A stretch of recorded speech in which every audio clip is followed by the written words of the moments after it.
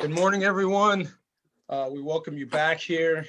It is another Wednesday, October 21st, where law enforcement agencies across the state of Texas and the African American Lawyer Section of the State Bar of Texas are collaborating, working together, and definitely speaking, discussing, and giving perspective on issues, but also looking for solutions as we move our state forward during the time of uncertainty and a lot of questions as law enforcement looks and strives to improve the protecting and serving of all its citizens.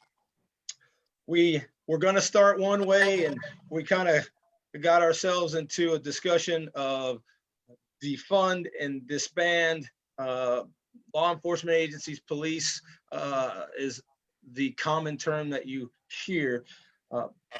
I can say this for the African American Lawyers Section of the State Bar of Texas: we don't support defunding the police in a sense that we will not have law enforcement in the state of Texas. There may be a shifting of funding, and we will speak upon that.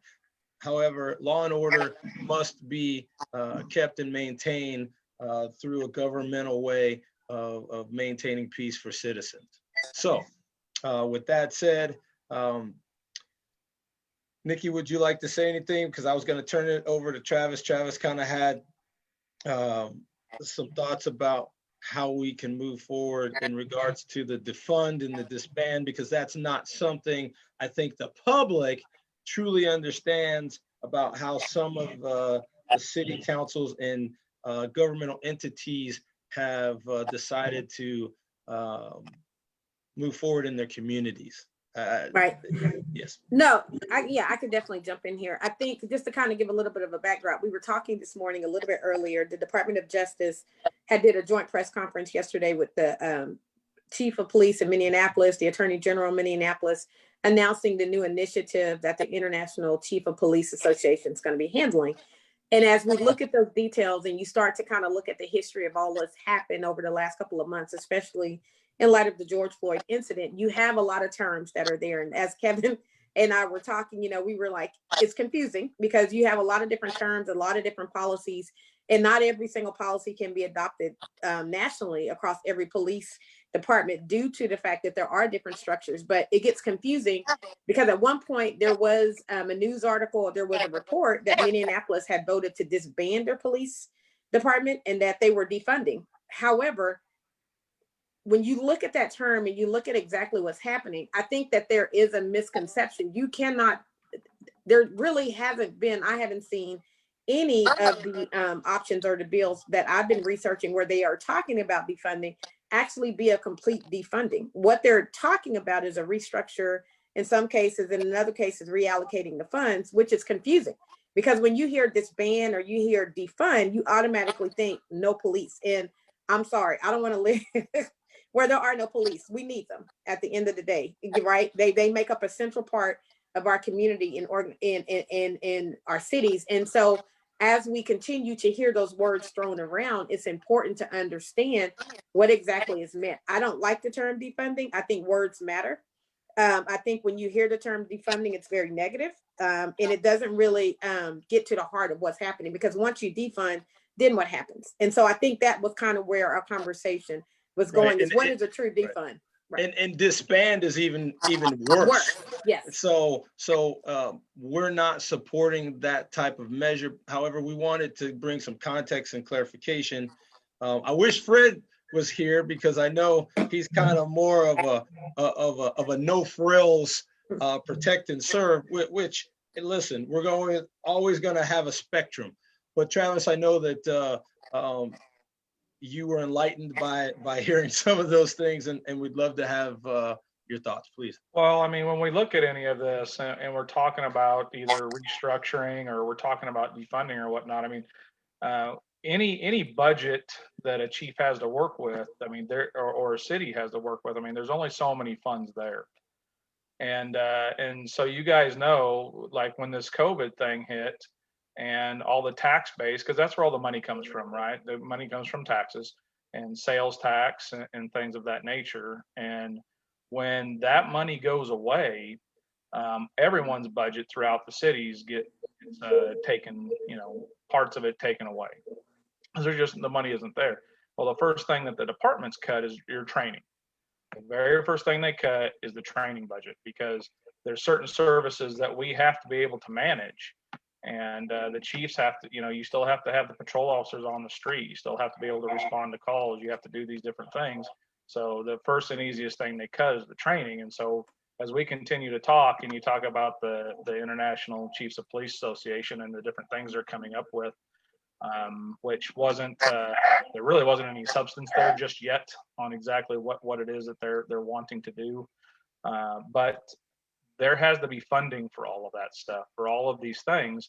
And so if you put that back on the departments or on the chiefs or the city managers or the councils, we're back to, where does that money come from? And if we start shifting money to different programs and stuff, I mean, that's fine.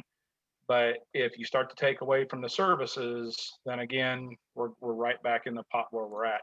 We're going to be taking away from the training, the different aspect of things that we really need to continue to be a professional organization. Travis, we heard, and Kevin, help me out with this. We had Frederick Frazier talk about his perspective of law enforcement and doing certain criteria. It didn't seem like it was the extended remix version of police protecting and serving. What is essential and what has grown over time to kind of, I guess, be added to law enforcement functions, that if you really had to take a tough look at a budget, you certainly wouldn't want to sacrifice training, but what are some of the things that may not be traditional to law enforcement agencies that may be able to get scaled back in some fashion without losing the integrity of the purpose of law enforcement?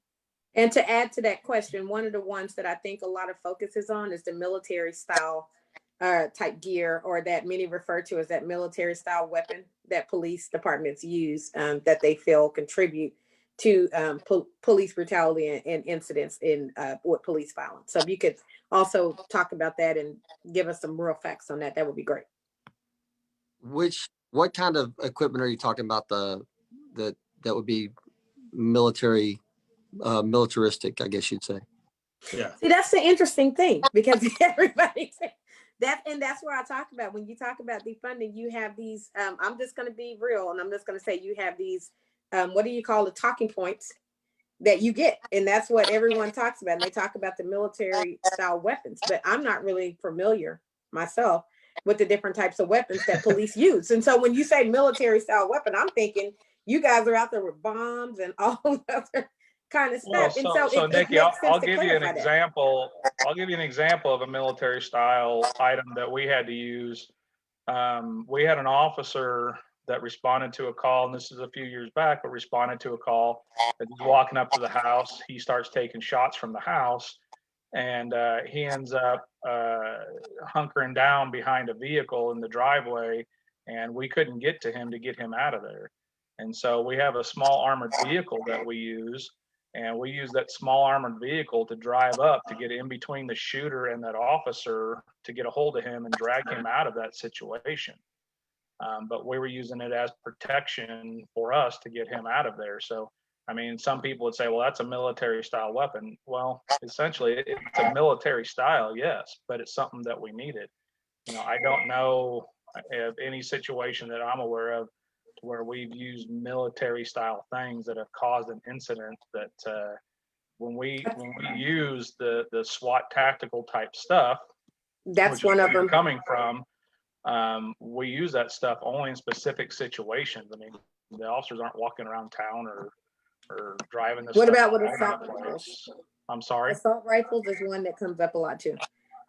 And so the majority of us have those, but we're using those under specific situations to where we have to have more firepower than our handgun.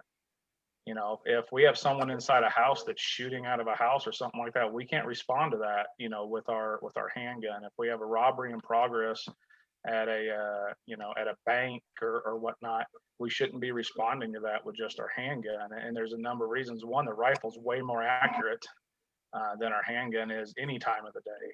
And by the way, And that gives us distance, away so that we can ensure that we control the fire. and as long as we're talking about, anecdotal evidence, because we have all these anecdotes that folks point out and say, well, why do cops need that equipment? Why do they need that equipment? We can show at least an equal number of cases where law enforcement has been so outgunned. And there was the bank robbers in California. There were the serial bank robbers in Florida, where even the FBI was completely gunned. And a lot of people died. The cops in California were going to the local sporting goods store, borrowing guns and ammunition to respond to 2 bank robbers because those guys were so well armed. They were covered with Kevlar from head to toe. So law enforcement has equipment because the need exists for the equipment. Now, does the need exist all the time? No. But when it does, when it comes up, it's like Travis said, we are almost always off guard. We have to be able to respond to civil disorder at a moment's notice. We have to be able to switch from being guardian to warrior, no notice whatsoever. And the other thing is, I think even the high profile cases, and again, just so the audience knows, we will get into cases, we'll prep both sides before we get into the weeds. Nonetheless, I think the things that have caused civil unrest weren't military style uniforms, weren't all assault rifles or anything like that. I think it's more the interaction with the officers or the deputies or the troopers and citizens. I think that's where, why we talk about training, as Travis mentioned, and understanding different groups of our citizen. I don't think wearing and looking like armed services or, because SWAT was one of my favorite shows as a kid growing up. They have these things for a reason. There's justification for those types of weapons, in my estimation. I'm speaking on my behalf here now. That doesn't seem to be the issue. When you see incidents that cause civil unrest, I don't think anybody screamed that the law enforcement agency had an AR-15 or they looked like, G.I. Joe. That wasn't the issue. But Stephen, even though that's not the issue, the funny thing is that's the number one. That's why we're here talking about it, because the cause and effect is not because of a weapon or a style of clothing.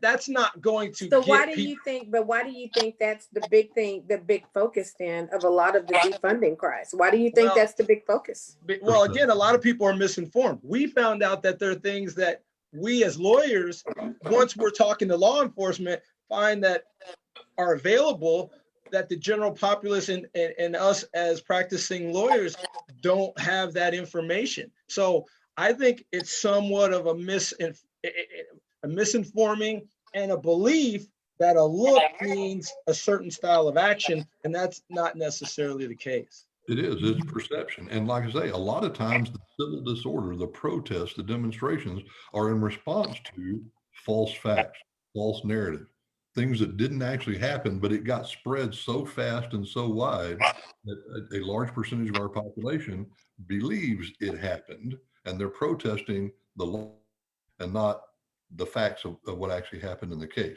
And we no longer take the time to wait and get the facts.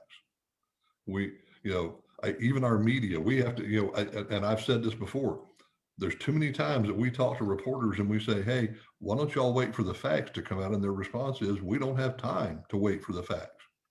We've got a deadline. We've got to get a story out there, and the truth just kind of gets lost in the shuffle. And very often these conversations about public policy, and by the way, I don't want to get off the defund thing before we. No, this is all great. This is all fine. Keep going.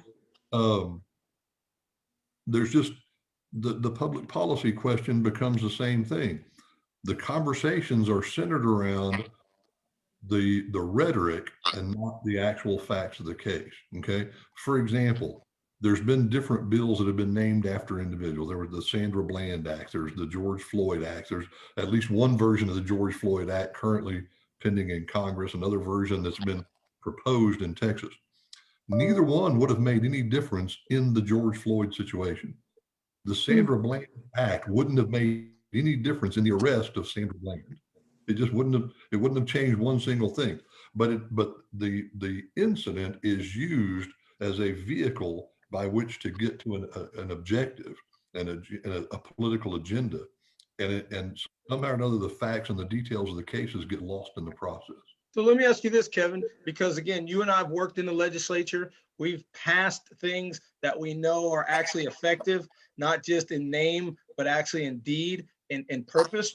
What would be more pertinent for the Sandra Bland Act to contain to make it something more that effective? would really move that situation away from where supposedly we all think it is to where it is more effective for citizenry and law enforcement?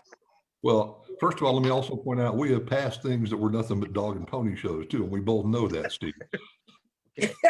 Fair enough. and We have- to the citizens, you know, I was just committee director, right? No, but everybody's part of the process. Everybody's part of the process. But it's Understood. also true that we have failed to pass things that could have been some effective legislation. It's all part of the political process. But very quickly, I think that some of the training issues that we have talked about many times could have been helpful in a lot of these situations if we had put more resources and more effort into the services that we offer as law enforcement agencies. If we were to focus a little bit more on the process by which law enforcement agencies are either created or uncreated. Can we create that term? Since disband seems to be a trigger point, you know, there are times that law enforcement agencies may not need to exist at all in the state of Texas or the state of California or the state of Illinois. Needs to have the authority to step in and go, okay, that particular agency doesn't need to exist. There's also the mental health issues that we've talked about. I think there's a lot of things, a lot of services that we could, as a country, as a state, be offering to our communities, which could avoid law enforcement intervention with a lot of people. Okay? And I think that's what Frederick is probably talking about when he's saying there's probably better subject matter experts to be administering this than law enforcement. However, without putting him, you know, without saying what, you know, trying to paraphrase. I'll tell you, something that Irving has been very progressive in doing, and they're trying to expand, is that you know, most of our mental health calls, in reference to what Kevin was talking about, the officers, you know, respond first, and they need to, because you never know what you might be stepping into there, and you don't want to get someone injured for showing up at a door. But then after that, we have officers and a clinician that follow up with these subjects and try to help them ensure that they're getting the services that they need, that they're getting their medication, that they're seeing their doctors, that they're doing things of that nature, you know, so that we're not having other calls out there, you know, and they're reducing our calls for service. Because for whatever reason, in the few years, you know, that I've been back in patrol, our mental health calls for service have skyrocketed. I've never seen us having so many going to so many mental health calls before. I can't answer why, but it's really a concern. But the solution there is not to say, okay, we're going to have somebody other than law enforcement respond to this emergency, this potentially critical situation. The appropriate response is to avoid the emergency, avoid the critical situation by providing other services long before we get to that point. Once somebody is in a mental health crisis to the point that their own family feels the need to call for law enforcement intervention, it's too late to send a social worker. Yeah. It's too dangerous. Now, you can send a social worker with a cop, but you better have a cop there. Okay. Now, by the way, if we can afford these services, let's send a paramedic while we're at it. Let's have medical personnel on the scene every single time, just in case. Instead of having to wait 9 or 10 or 12 or 15 minutes for medical to show up at the George Floyd scene, let's have somebody on the scene right then. The question is, are we willing to spend that money? Let me ask you this, Nikki, because I know we talked about the defund and disband. Where would they shift the money or the dollars that they would say not have the agency have? Would they take it and just put it in a mental health capacity? Would they give it to EMS? Would they, where are you trying to shift, as Travis had mentioned, these dollars that come in to agencies?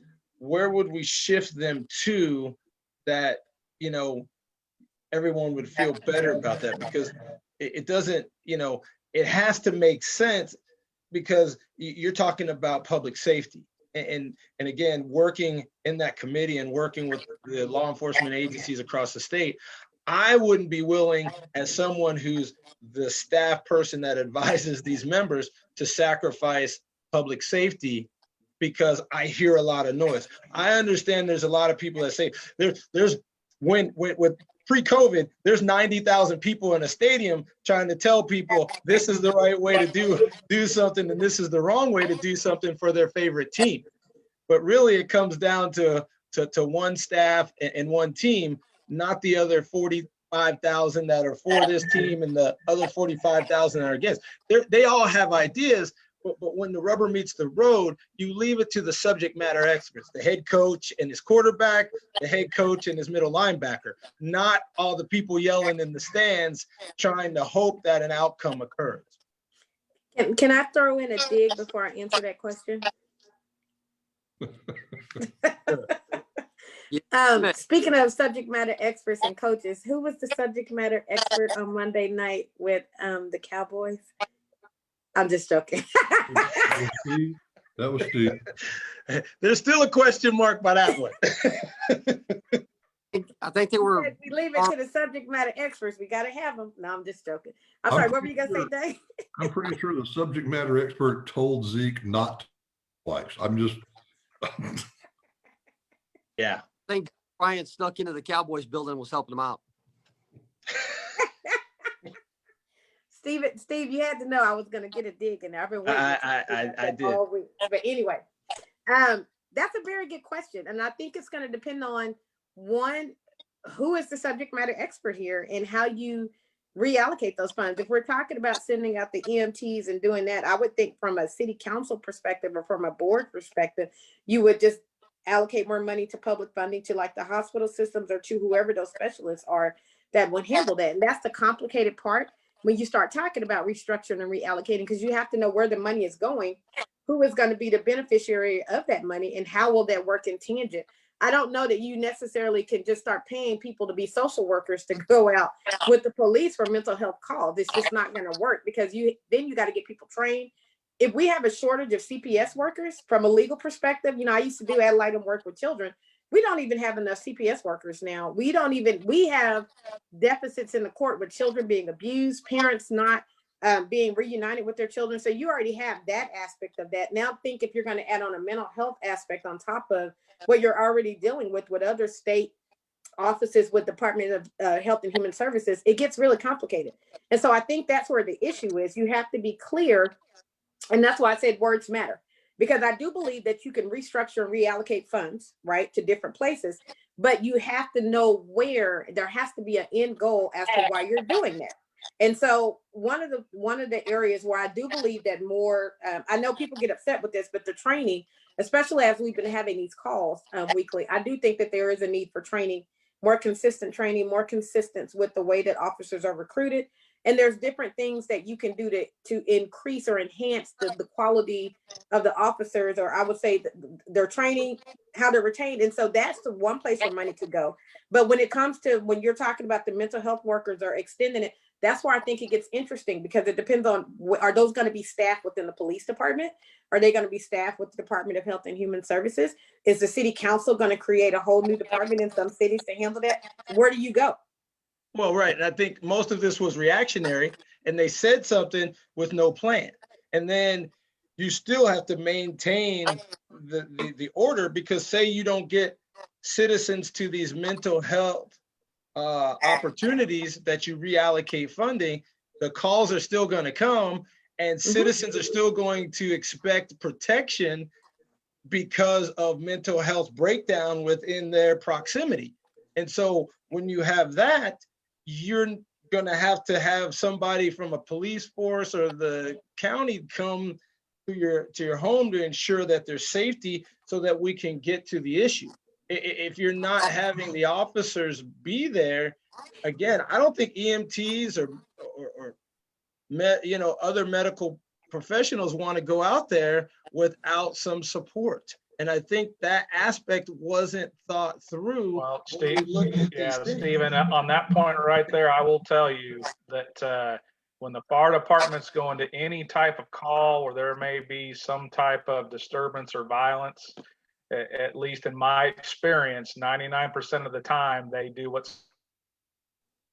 they'll go a couple blocks away and wait until the officers get there to handle the situation before they will even go in. And even at that, by the way, the last couple of sessions of the legislature, you've seen firefighters and paramedics have been down at the Capitol lobbying for the ability to carry guns while they're on duty because they safety. So they've been down there pushing for that as well. And by the way, Nikki, on the whole thing or disband, there have been cities across the country that have in fact disbanded their police departments. And that was, in fact, conversation that was taking place, for that immediate period after George Floyd. But they weren't talking about not providing law enforcement services. We're talking about doing what Compton, California did some 10 or so years ago, where they shut down their police department altogether and then contract with the sheriff's office to provide law enforcement services for that community. If you have an incorporated city, there is a statutory duty to provide public services. So they can't just abdicate the responsibility. They can't just turn it over to the state and say, we're not going to do it anymore, unless they unincorporate the city altogether. Got it. And Austin, Texas is not doing that. Now, Austin is not. However, remember, the advocates that were pushing the entire defund, and it was their word, not ours, what they were pushing, the Austin Justice Coalition, which is the local chapter of Black Lives Matter, the Campaign Zero, one of their prime objectives was to accomplish a world without police. Their words, not mine, okay, from their websites. That isn't, and you guys agree with us, that's not rational. That's not because that just gives people who are bad a heyday. Let me get that out there. If you say, I have no resistance, if you aren't going to have any blocking like Dallas didn't last Monday, they're going to send pressure. And what happens?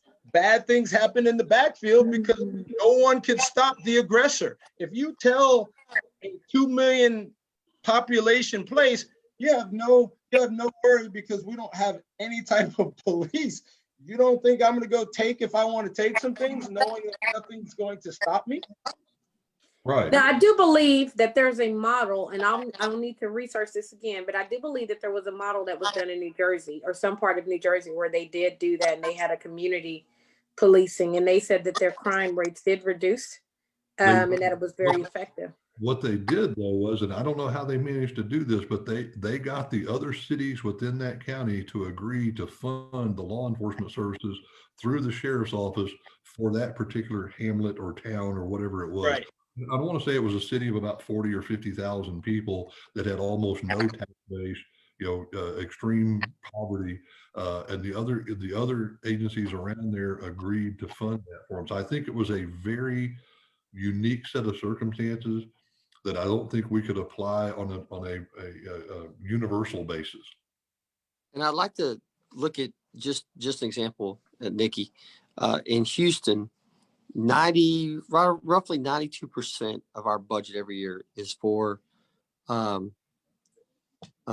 employees.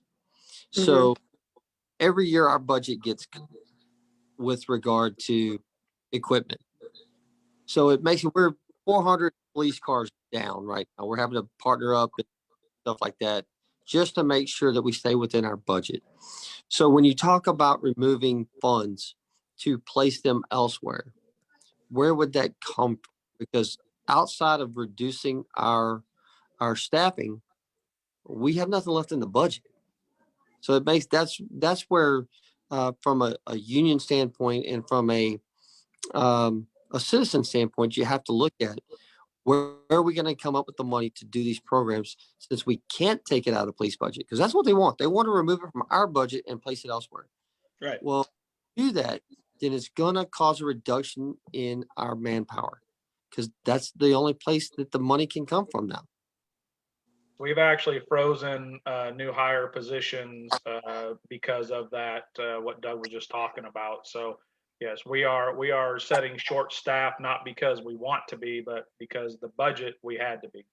They've cut And the the only most person, they can go. and the only people that really benefit from that are the bad guys, because now they have less resistance to do the crime that they would want. If you know that there's no resistance to what would happen, then you're incentivized to do what you want to do. There's two sides. There's good side and bad side.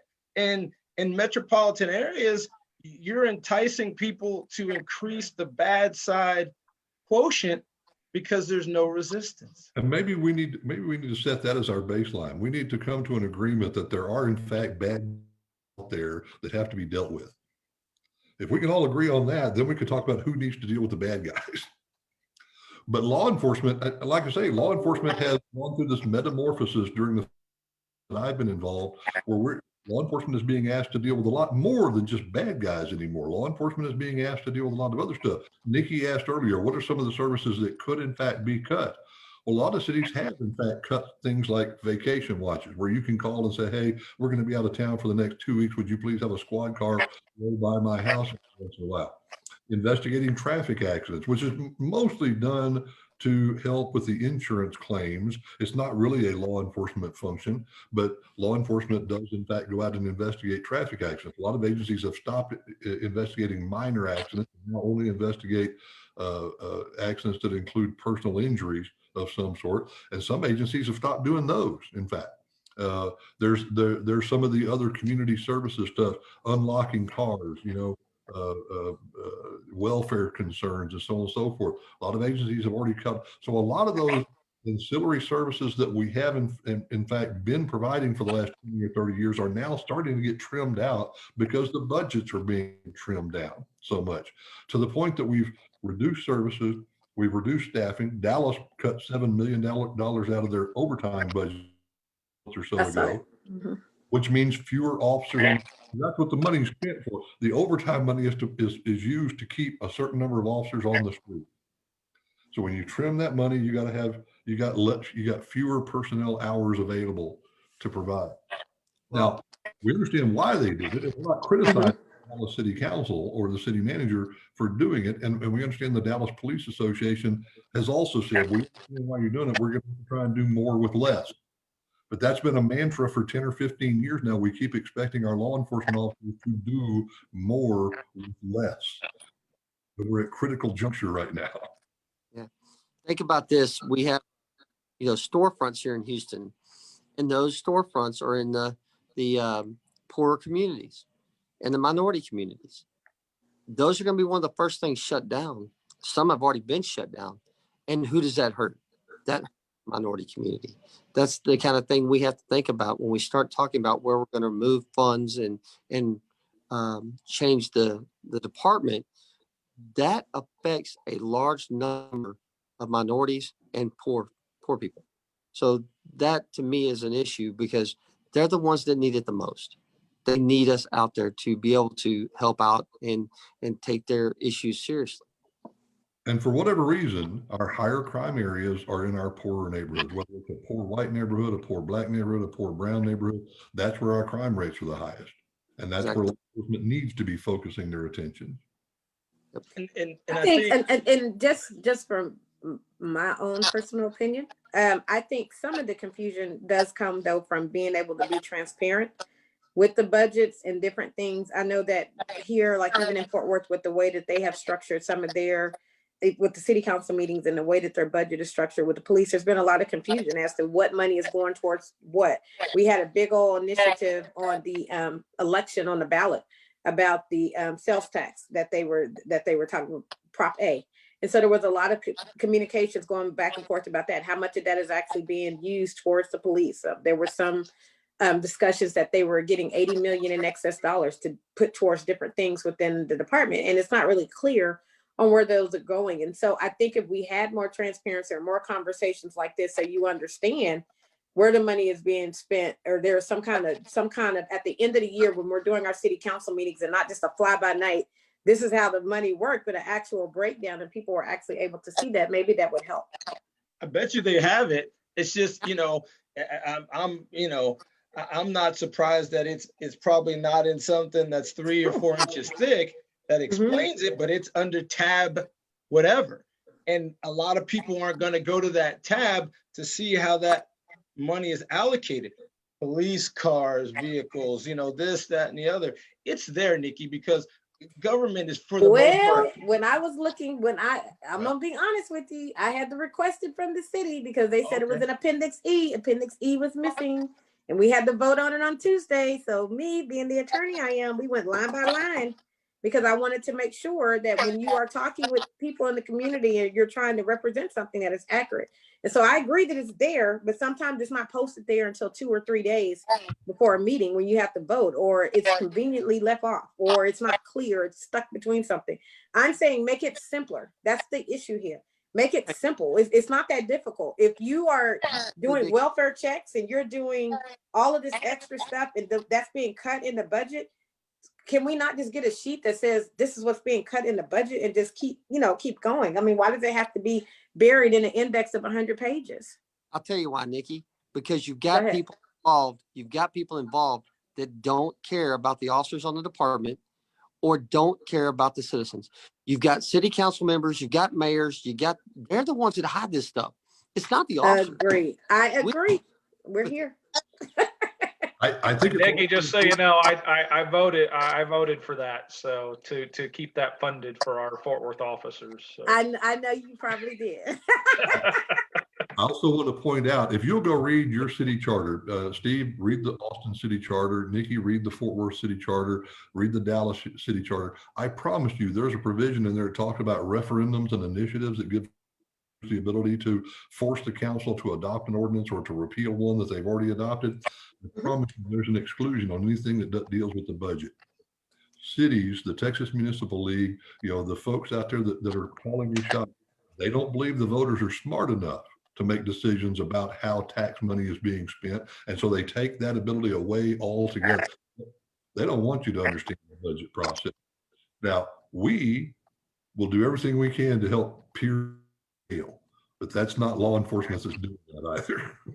Well, and I think that if we did understand, because one of the things about Prop A, Travis, that is that some of that money is used towards community programs too, that are geared to help reduce crime, if I'm not mistaken, but that part is overshadowed. And so if you tell people how they can apply for the money and how they can participate, then it makes a big difference. And so as we sat down and we started to go through all of the different pieces of it, once it did pass, it's like, okay, it's passed. Now what can we do to affect change with the passing? And that's where I think we have to shift our focus and be willing to be flexible. Even with this disbanding, defunding, all of these conversations, like where can we meet in the middle where all of the needs are met, right? And that's where the conversation it needs to be based on real information though, not speaking. Yeah, they did a poor job of letting the citizens know that was part of that tax, that small tax.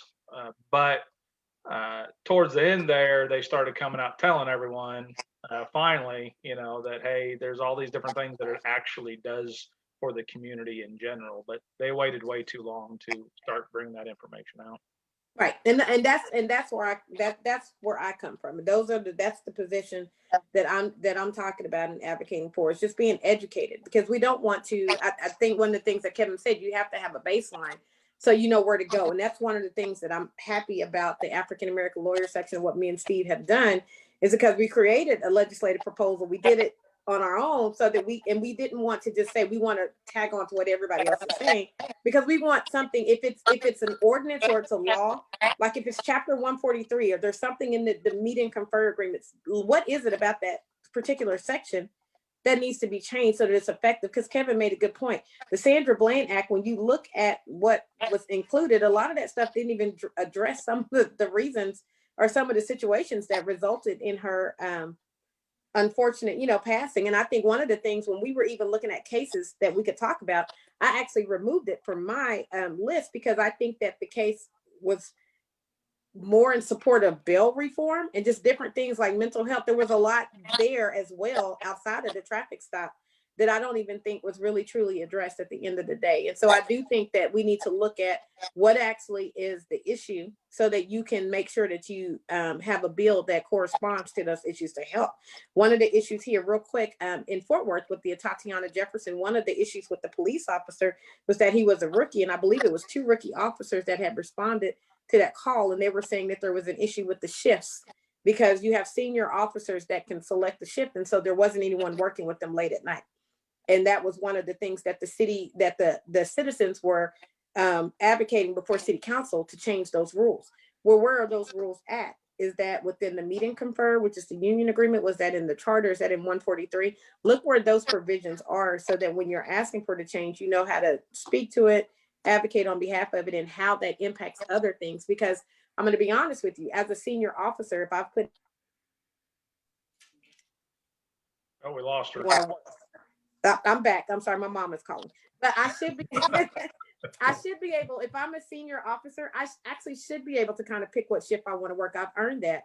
And those are one of the benefits that come with being there for a long time. And so it's kind of hard to advocate for that type of change. I know as a corporate officer at my job, I have privileges that other people don't have, and I should have them just by essence of the rank. And that's not to be cocky or anything. You work hard to get there, and that's kind of one of the benefits. So those are the but here's the thing, Nikki, and I'll say this as being a public servant for double-digit years, a good double-digit years, 2 things.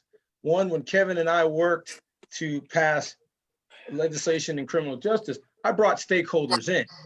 I needed to know so that I could inform elected officials and other staff where, when, how, all those 5 questions you should ask, right? Right.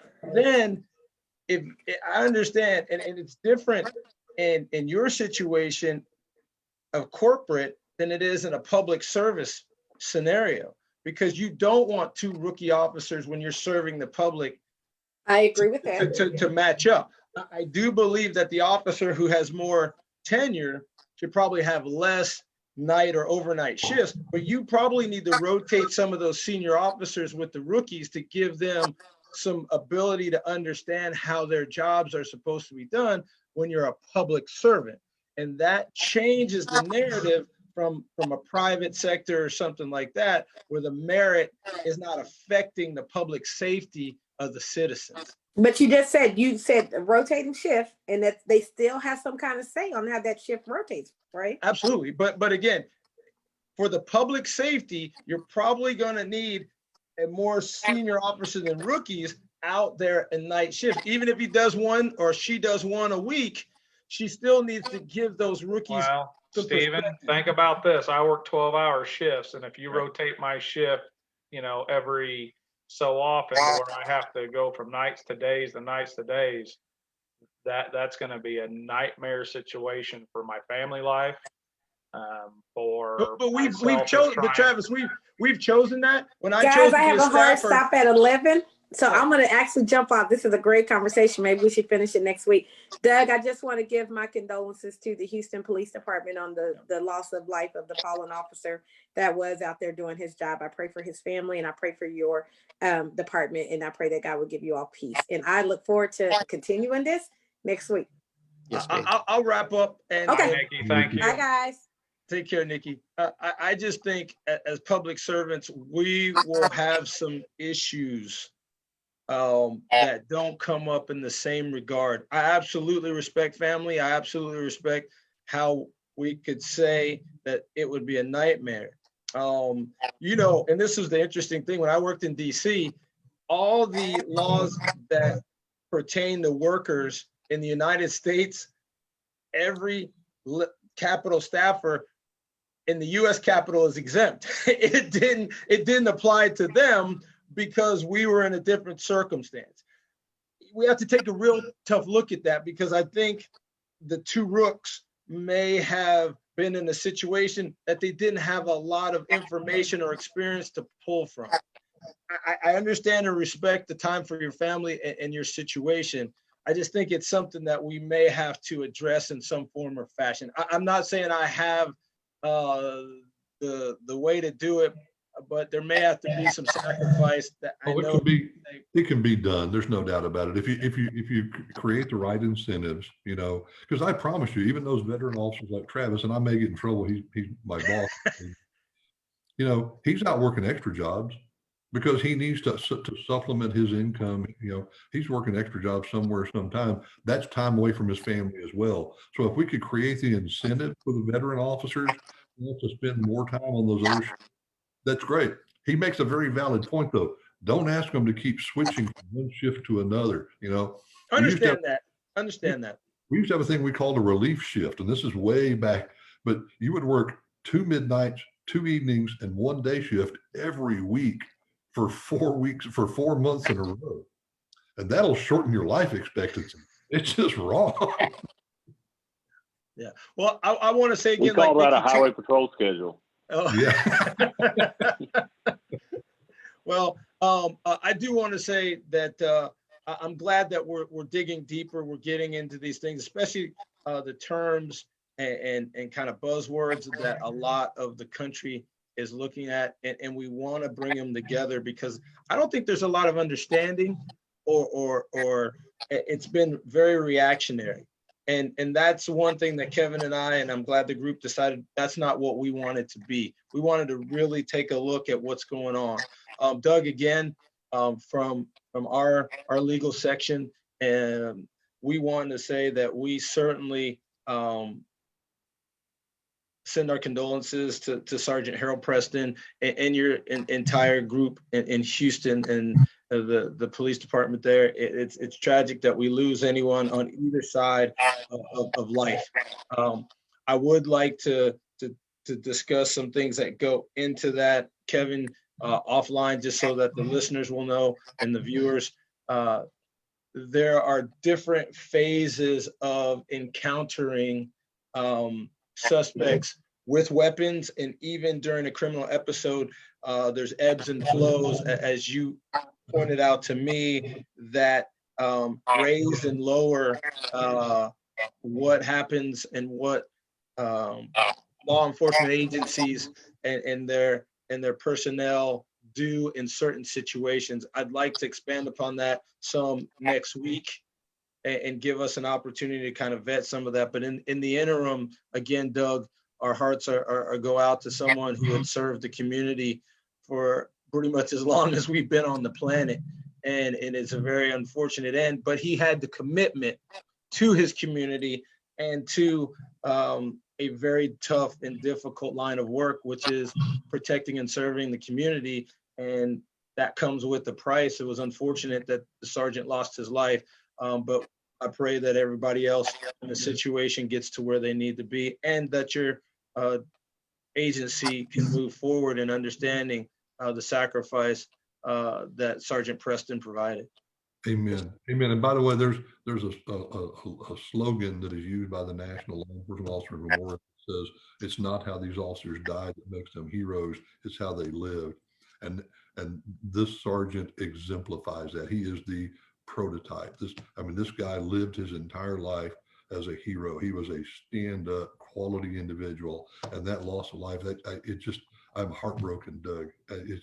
It's always sad to lose an officer. It's always sad to lose any human being, but he was such a great guy, and 2 weeks away from retirement. That is just so sad for him and his family. So Godspeed to all of you guys. God bless all of you. Doug, you know that if you need anything from TMPA, brother, we're right here. We're just down the street from you. So if there's anything we can do to help any of your family there, let us know. Greatly appreciate it. Same here, Doug. Sorry for your loss. All right, so we'll lead off with that conversation next week, Steve. So and let's try to get our itinerary set a little earlier, shall we? Yes, appreciate it. Y'all have a great day. All right, guys. Thanks so much. everyone.